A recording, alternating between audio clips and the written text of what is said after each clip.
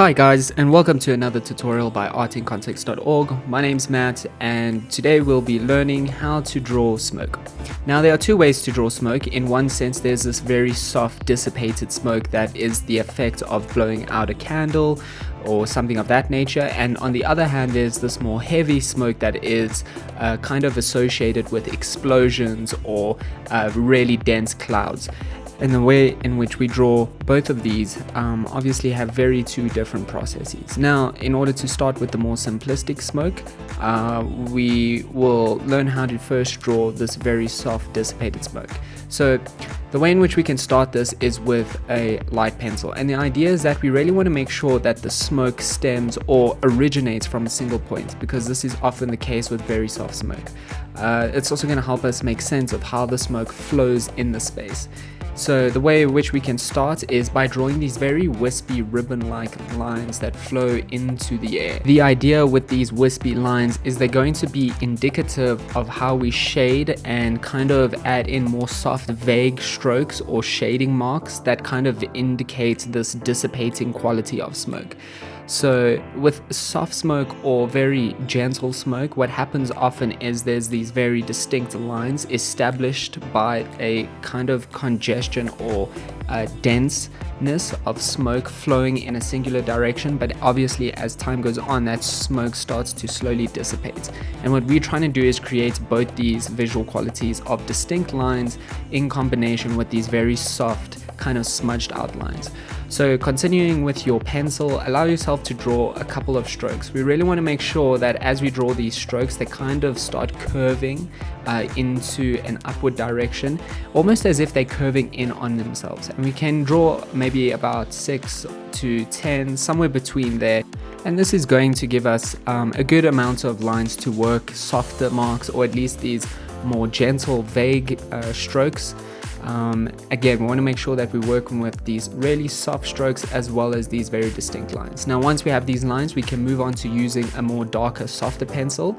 A good suggestion is to also make your pencil a little bit blunt. In doing so, what this is going to achieve is this more vague and less sharp line in the smoke.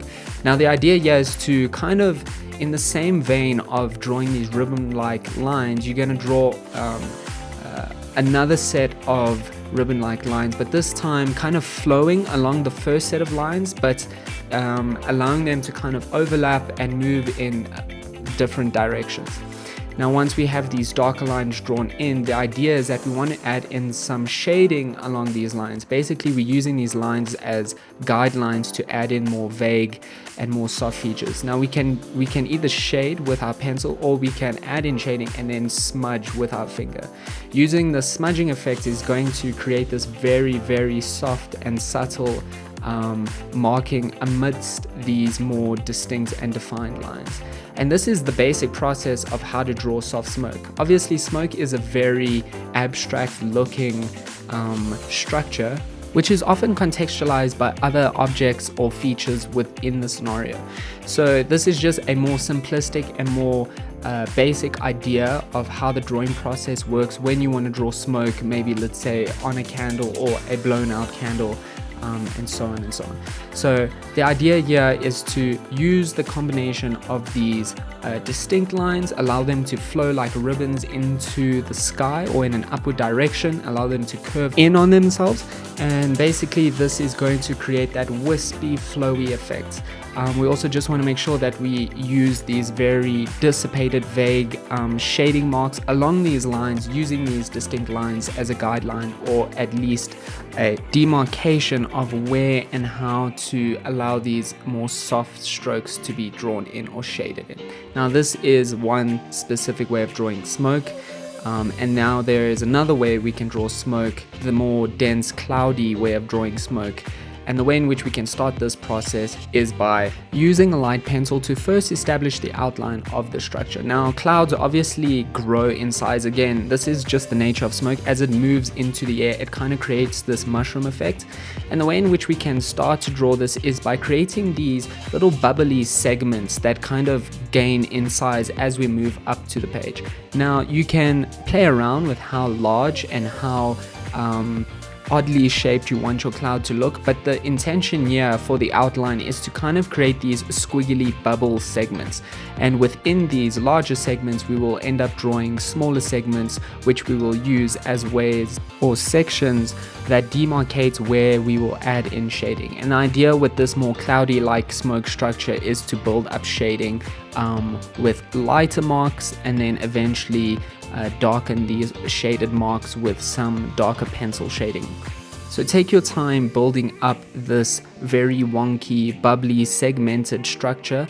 Allow yourself to have little segments that deviate into different directions, but ultimately you want them to kind of be conglomerated in a single entity. You know, you want to at least try and keep it as a single uniform structure with segments within this uniform structure. Now we can begin the shading process with a simple light sketch of our pencil, slowly outlining our current bubble-like structure. And the idea here is to kind of shade along the outline, and what this is going to do is it's more about defining this the outline and bringing shading from the outline more in towards the surface area of this smoky structure. And the intention here is to kind of work with a light pencil to shade along the outline, but not just the outline of the surrounding structure around the entire structure, but also the outline of the smaller segments within the entire structure. But as you do this, you can slowly start to create even smaller segments of shading within the small segments within the larger structure.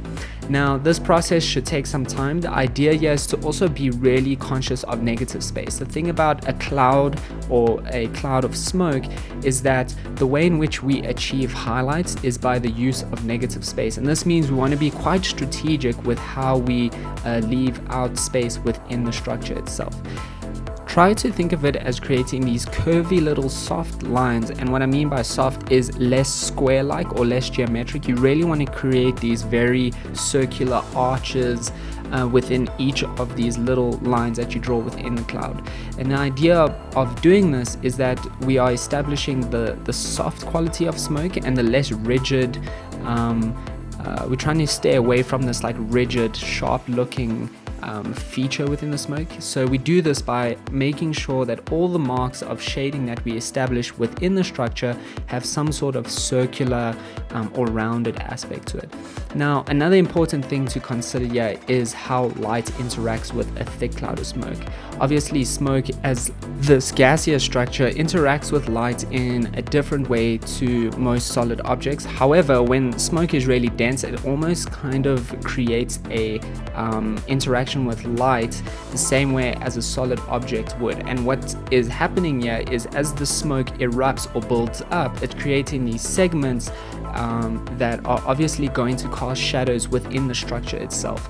Now the idea here is we want to start working with light and dark pencil in tandem with one another, as we are conscious of which side a light source would be present. So for this particular drawing, let's say the light source is present on the left side, and what is happening is all the little segments or buildups of smoke within the larger structure of smoke is going to have a interaction with that light source. So all the little segments that are more towards the left are going to be slightly lighter than the segments that are situated more towards the right side of the smoke. And this is because obviously as the smoke builds up, the right side is less exposed to the light source on the left. So our intention here is to continue with this process of being conscious of negative space as highlights.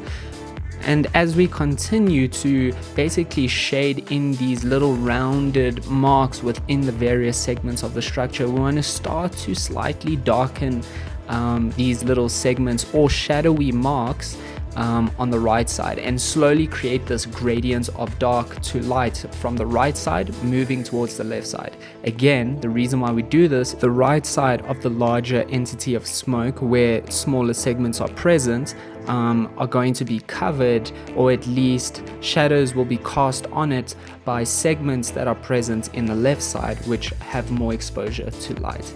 The idea is that obviously because the smoke is thick and it's creating these little bulging segments all in the entire structure, it's a three-dimensional structure, and by nature of that three-dimensional segment on the left side, or those various three-dimensional segments on the left side, are going to cast shadows within the segments or the area on the right side. Now basically this is the fundamental process or thinking pattern that we want to take into drawing a larger body of smoke, but we really want to think about how segments of smoke within the larger entity of smoke here are protruding because they are three-dimensional bodies, because they have some weight to them. They move in all sorts of directions, and this is where we can actually start to be playful with creating dark shadowing, even moving through the entire structure, creating these subtle gradients, creating little moments of shadowing that are more stark towards the right side and slowly shift in gradient as well as in tonal value as it comes to the left side. Now this part of the process is where you can just take your time and really just think about the three-dimensional nature of a cloud and why shadowing would be more present on the right side where there's less light exposure, and why shadowing would be more present on the left side. From here, it's simply just a matter of patience and time, and slowly working in these little shading marks. Again, we also want to know when to stop, because negative space is really essential for establishing highlights in various segments of the large cloud. But otherwise, that is it, guys. This is how you draw smoke in two simple ways. One as a very soft tuft of smoke, and the other as this more cloudy, thick body of smoke. I hope this was helpful. Again, thanks for tuning in. Please like and subscribe if this content was helpful, and I'll see you in the next video.